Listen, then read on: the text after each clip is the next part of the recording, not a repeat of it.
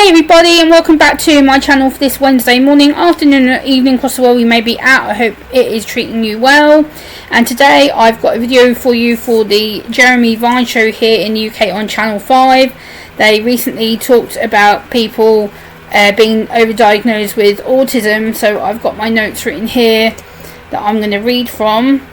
So yeah, basically they're saying, are too many people identifying or being diagnosed with autism? So let me break this down. As a autistic neurodivergent woman, I really feel this is a kind of a dangerous topic to be discussing in the media, because a lot of people who are now self-identifying or have self-identified in the past as autistic or identified traits, behaviours within the autism spectrum, I feel it's a really good way of researching online. Social media and the internet plays a really good tool with regards to researching and with regards to finding out who you are, why you act a certain way, why you behave a certain way, why you communicate a certain way, why your voice is out different from the rest of the people in your family, friendship group, work group, etc. And I think we have to be careful. I'm not a medic, so I'm going to say, so I'm not a medic. I'm going to put my hand up. I'm just someone who is autistic and diagnosed later on in my life. I was diagnosed at 25. I'm now only 38 years old.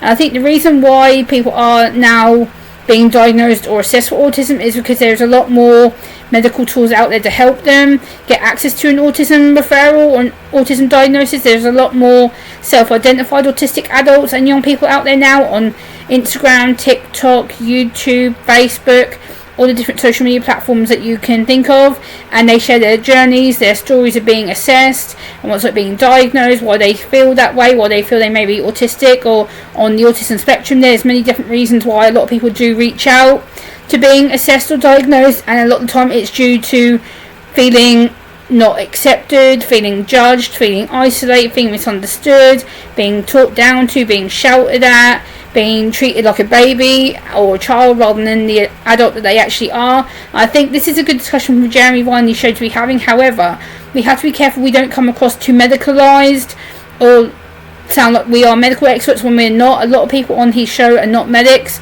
A lot of the people on there are just everyday panellists that he has on there, from political commentators and people who are within the scientific region. And yes, that's all well and good, but you know, we have to be careful with regards to offering advice or support for anybody who may be going through that process.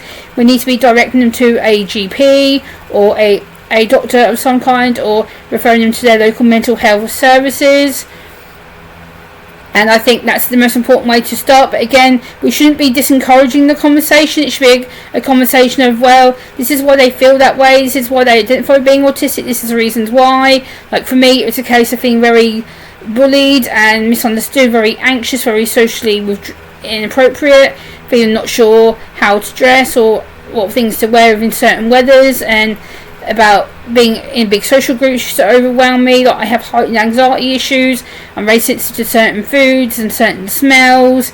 Things can really overwhelm me on an everyday basis. We have to be so careful when offering this advice, because I'm not offering any formal diagnosis or assessment of people. I'm not a medic, but I'm just saying we have to be so careful where that line is, because it's all well and good offering us advice and support and saying, you know, this is how people identify and why. But again, we have to be careful when it comes to the medical side of autism. Like they said on the actual show, I was quite impressed. Autism is a spectrum. It's a spectrum of different needs. There's people who are non-verbal and need 24-hour day care. There's people who are high functioning or on the what they call the Asperger's spectrum. We have to be so careful when it comes to talking about certain levels of people and their traits and the things that they can do and what they can't do. Again, autism unfortunately is still very deficit based. It's, well, they've got a deficit in this, they've got a deficit in that, or they may have a learning disability. No, not necessarily. So again, we have to be very careful when it comes to labels and assumptions and talking about it in general. Autism is such a big, wide spectrum of different behaviours, traits, levels, diagnoses. There's a lot of co-occurring diagnoses a lot of times. So there'll be anxiety, epilepsy, OCD, sensory processing disorder.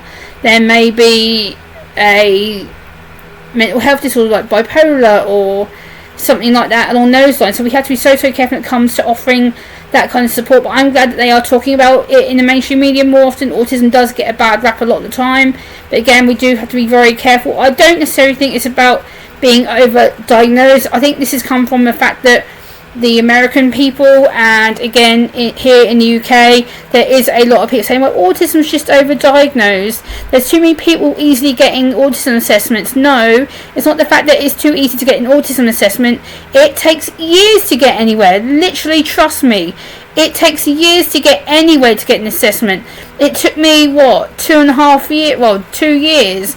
Just over 2 years from start to finish. And the amount of help and pushback that I got with the first few doctors saying, oh, well, Gemma can't be autistic because she functions too well enough. She speaks too fluently, She's able to make eye contact. She's able to have verbal speech. Yes, but again, I had high anxiety issues. I had issues about, not feeling accepted by people, and I had really whacked out routines, and, I had issues with sleeping, and that was classed as part of my anxiety. That wasn't yet. That was part of my autism, which was misunderstood and not raised about. And but yeah, I really enjoyed hearing their piece on autism. I will link the video down below in the video description. Please like, comment, share and subscribe to my channel, and I will see you on the next one. Bye guys.